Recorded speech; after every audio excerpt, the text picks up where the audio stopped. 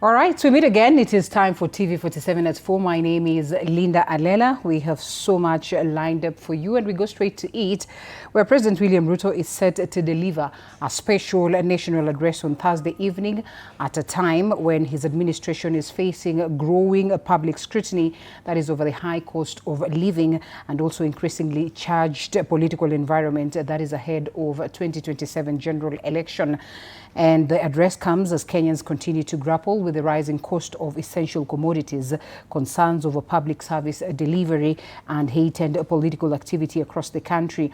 According to State House, the president's address will focus on charting the way forward for the national development while highlighting the gains achieved under the Kenya Kwanza administration vision. Let us now cross over and hear what Kenyans expect from the president.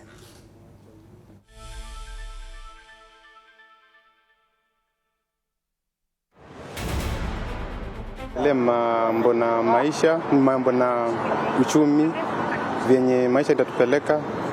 Asiongelee mambo zingine juu maisha inatupeleka mbaya, na according to me, kazi yenye nafanya, so nafinyika hapo juu ya watu saa hizi hawana pesa, maisha imeenda juu, na unajua wananchi wamenyamaza, so it is better atusaidie juu ya maisha ni ngumu. Vile alichukua ushukani, anafaa tuambie kitu venye ana lead the government ama venye ana lead the nation. Is it the same venye tulielewana ndio venye anafanya, ama na venye anafanya ndio venye tulielewana? Cause ile nini yake, manifesto yake na venye iko saizi, it is two things totally different. Kama maji na mafuta.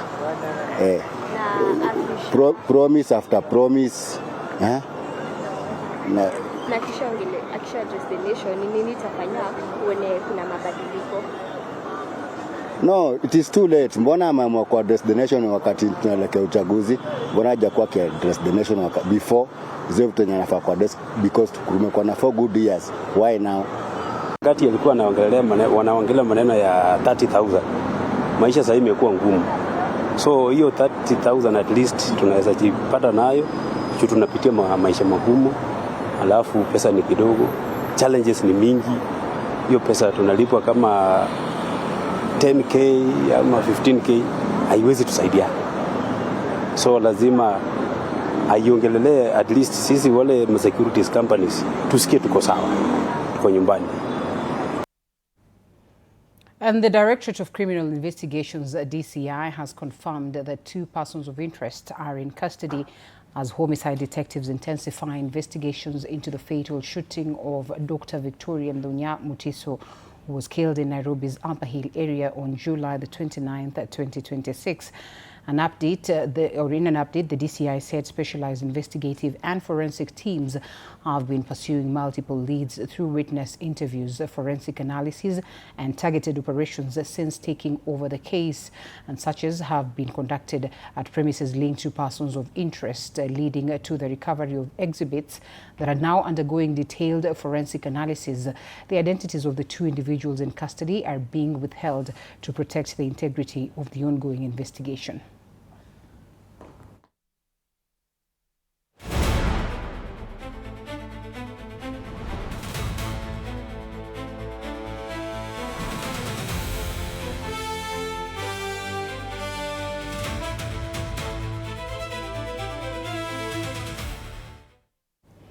And public health care services across the country remained severely disrupted for a second consecutive day as nurses continued their nationwide strike, leaving thousands of patients stranded in public hospitals. The Kenya National Union of Nurses says the industrial action will continue until the government fully implements the 2017 collective bargaining agreement.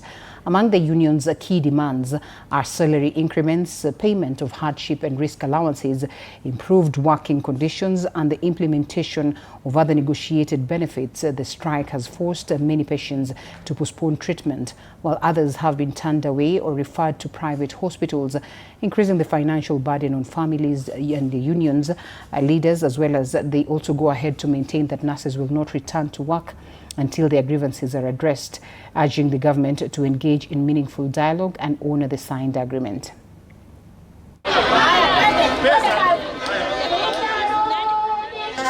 We are here because nurses' collective bargaining agreement has not been signed, registered and implemented. It is clear, it is good to clear that we started negotiating for a collective bargaining agreement in 2013, immediately after registration of the union. If you backtrack this time, nobody will respect you in Kenya. Oh, yes. We are ready to die for you.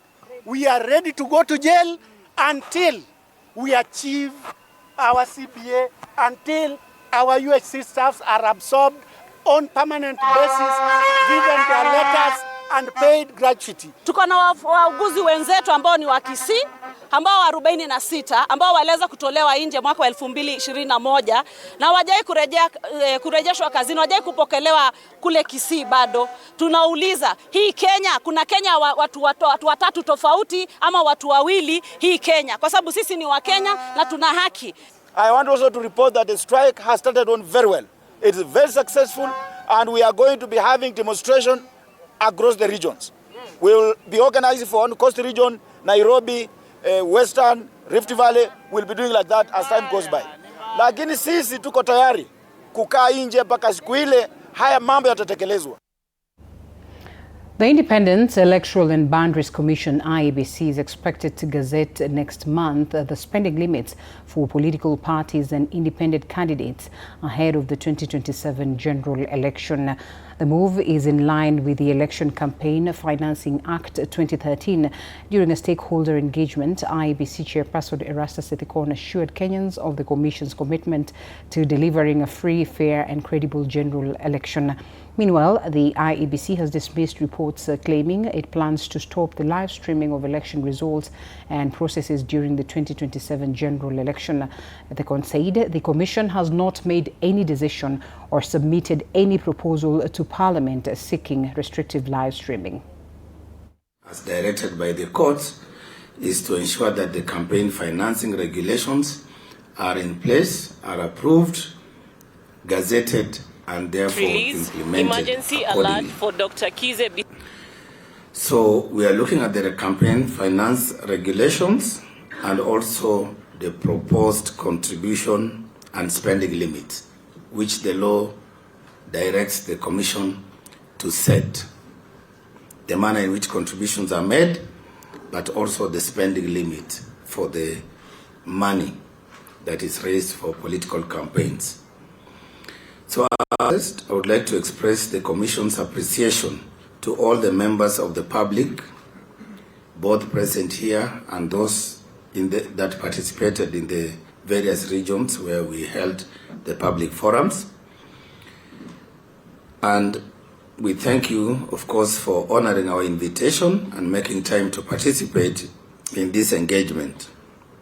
Indeed, your presence is a clear demonstration of the importance attached to the electoral reforms an urgent call that we are spearheading as a Commission towards the strengthening of Kenya's democratic processes. In the same breath, ladies and gentlemen, I cannot therefore fail to express our profound gratitude to those institutions that have been supportive to us in the course of undertaking this assignment. And that includes special mention to Transparency International, Kenya, chapter. And of course, across borders, this is following the deterioration of Dr. Kizza Besigye's health while in state custody. Human rights defenders from Kenya have criticized the Ugandan government over his continued detention without a fair trial, describing it as a violation of fundamental human rights. The activists are calling for an immediate end to what they term state-sanctioned persecution and have urged Ugandans to unite in demanding the release of all political prisoners, including Arias Lukwago, who is also a member of Besigye's legal team.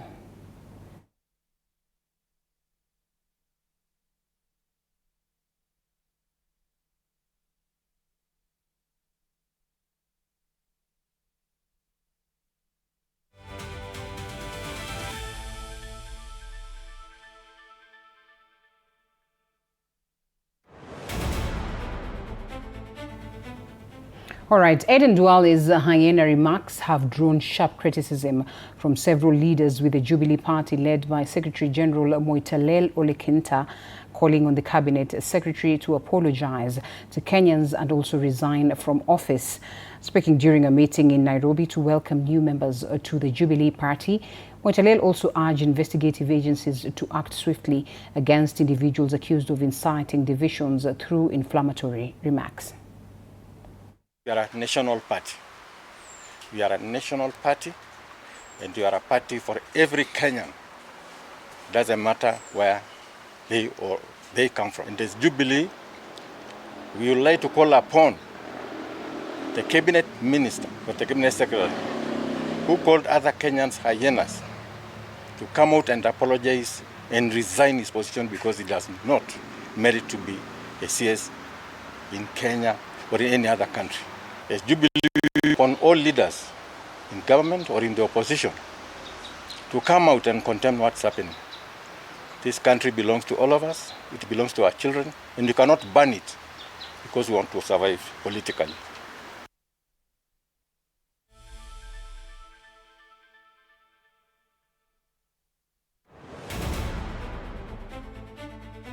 The Ethics and Anti-Corruption Commission EACC has arrested 7 current and former senior officials of the county government of Nakuru, that is together with a contractor. This is following investigations into an alleged conflict of interest as well as procurement fraud involving county contracts worth about 120 million Kenyan shillings, with 2 suspects still at large.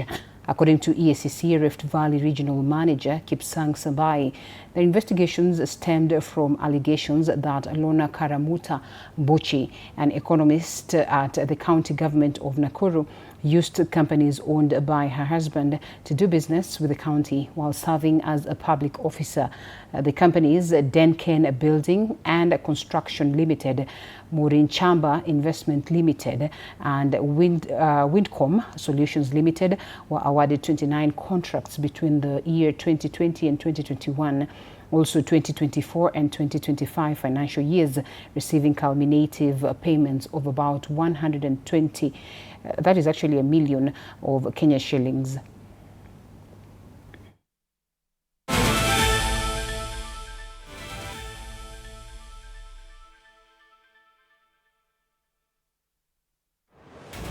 All right, we get sporty. The Tusker FC's hopes of reaching the 2026 Sekafa Kagame Cup semi-finals suffered a major blow after a 1-0 defeat to host Rayon Sports FC in Kigali on Wednesday night. Antonio Kojo scored the match winners as Tusker slammed to a second straight Group C defeat following their opening 2-0 loss to Al Hilal of Sudan.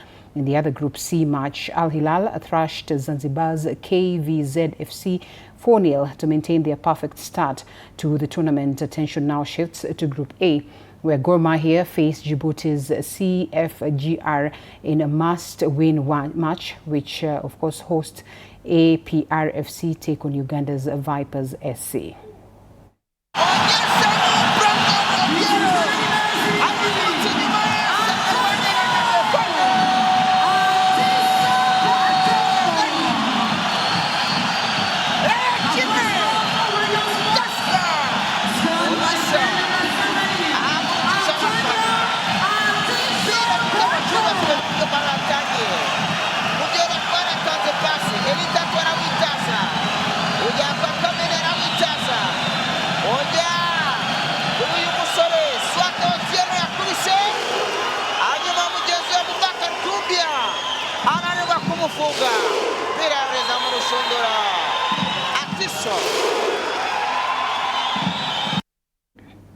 Now, Cardio's Motorsport team principal Timothy Kinoti says his upgraded Toyota Ranks is ready. That is for his weekend's Kenya National Rally Champion around in Stony Athi, that is Athi River. Kinoti says the team has faced delays in supplies and rising costs, but remains optimistic under the new Motorsport Federation. He says the main target is to complete the rally, bring the car home safely, and build momentum for the remaining championship rounds. think we've done all the upgrades we could. Right now, no more upgrades need to happen. We just have one day, and we don't like doing last minutes. So we had some ample time testing the other weekend, and we are a bit comfortable and confident with the car. Of course, there's some supplies that delayed for us to come, and nevertheless, we were like, let's just do the event as we wait for these supplies to come. You know, this war that's happening in Iran and the US has really, really affected the supply chain of our competition parts. What we want to see is that some areas will be dusty. We are ready for that. Others will not be too dusty, and we know we have some sections that we know we can do proper flat outs. And at least it's not as rocky as Laikipia. When we do our competition in Laikipia, some areas are very, very rocky. So we are a bit happy with the sections.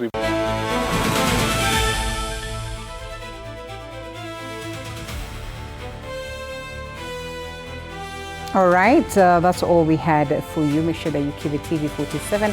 I close TV47 at 4 at this point. My name is Linda Alela. Good evening.